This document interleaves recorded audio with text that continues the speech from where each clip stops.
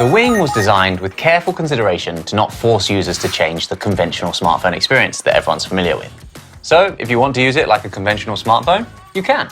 Upright in portrait mode, just like you always have. Alright, let's try unlocking it first. For everyday use, it looks just like any premium smartphone. Nice build, big screen, and 3 lenses on the camera. The rear camera is 64 megapixels. Alright, and it has all the popular camera modes, like portrait mode, time-lapse video, and video with ASMR and voice bokeh. This beautiful screen is a huge 6.8-inch full HD OLED. The 20.5 by 9 screen ratio display without any distracting notches offers a pretty immersive viewing experience. Video looks great on this flawless display. When you're watching a video and a call or a notification comes in, it interrupts the viewing experience. And until now, there hasn't been a good way around that, which brings me to what makes this phone really unique. The swivel. Swiveling up that front screen and getting access to that second screen feels great and opens up a lot of new possibilities, like watching uninterrupted full-screen video while simultaneously interacting with notifications. Even if I just use the phone like a conventional smartphone most of the time, being able to swivel that screen up and use this 3.9-inch OLED second screen simultaneously is really cool. On the main screen in landscape swivel mode, you immediately see these featured apps.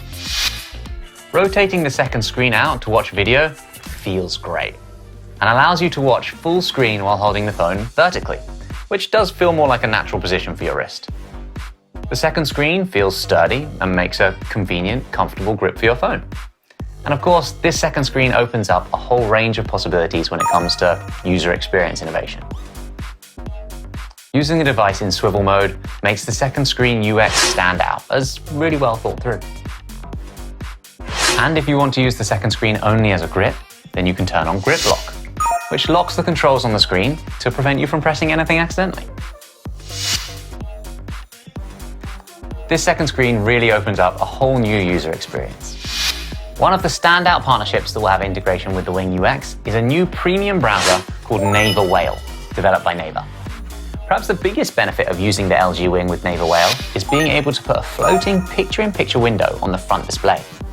This makes picture-in-picture viewing viable without blocking a huge part of the screen.